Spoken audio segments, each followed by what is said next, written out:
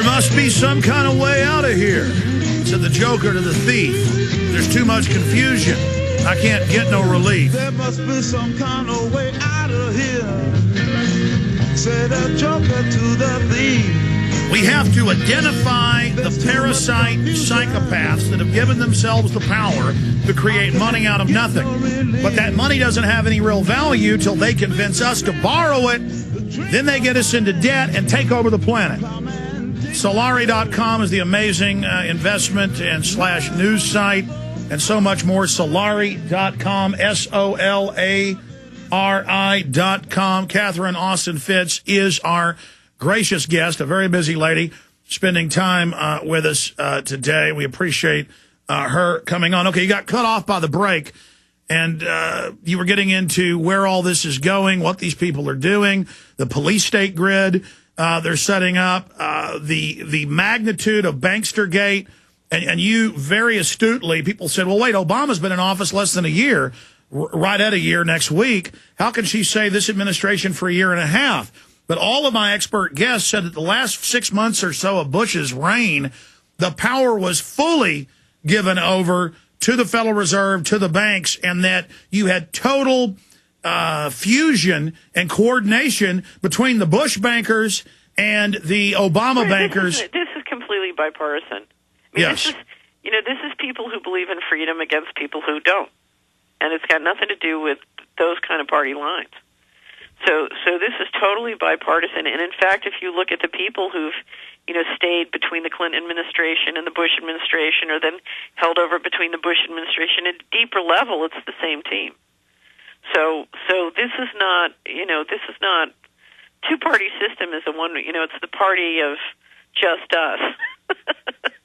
So now the opportunity again, Alex, is if in those states where we have alignment between the governor, the attorney general, and the sheriff, or majority of the sheriffs, and you can take a legal stand, then the question is, how do you re-engineer the cash flows so that the federal government and the Federal Reserve don't pull the rug out from under?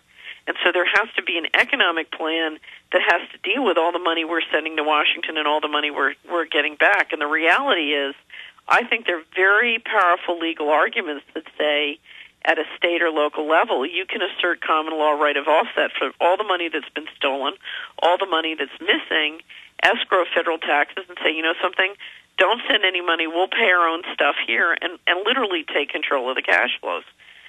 But what it's going to mean is, in a lot of different industries, we're going to have to start behaving in very productive ways, because one of the ways that the money has worked is the banksters are allowed to get away with murder because we get a lot of subsidies, and we've allowed ourselves to get very unproductive.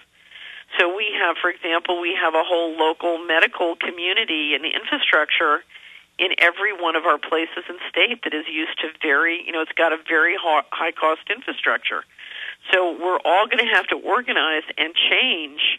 And the biggest one is we now have, say I live in a county, the war on drugs is our biggest business. It's our biggest industry. And we don't have enough people to farm because everybody's too busy dealing or growing drugs. So, we're going to have to change at a local level, and we're going to have to get very, very productive.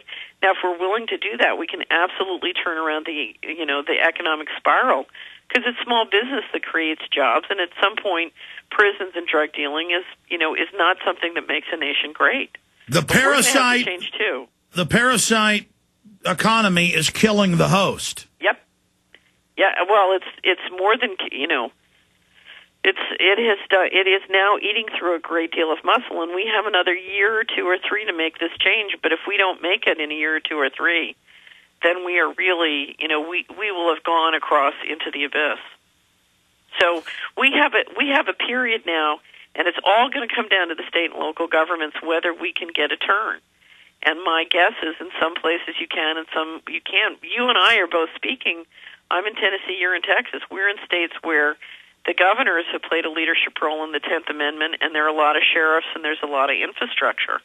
And this is not impossible. I mean, we have more and more states, 30-plus, moving towards 10th Amendment declarations. The media spins that like it's secession or something. It's not. It's declaring 10th and 9th Amendment. And we have those success stories and leaders at the state level that will speak out and will be bold, we can then catapult that movement also into Washington and accurately assess the criminals that we're facing. And so we do see some bright things happening. What we've seen up until now is every time you start to see at the state and local level, people start to really stand up and lead that way, they get bought off.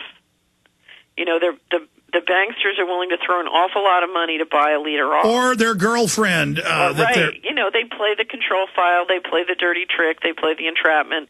You know, there's all sorts of positive incentives and negative games they can play. And I think the question is there a way we can communicate and organize locally so that they can't? Because if you look at all the different laws that are happening right now, healthcare, food safety is a big one, census, all these things, we are across the constitutional line. And the important thing I want to make, really the important point everybody needs to get in their spirit is these are the things that are destroying the economy. I mean, when you, it's like taking a horse or taking a boxer and tying his hands and tying his legs and then putting him in the ring. He's going to lose.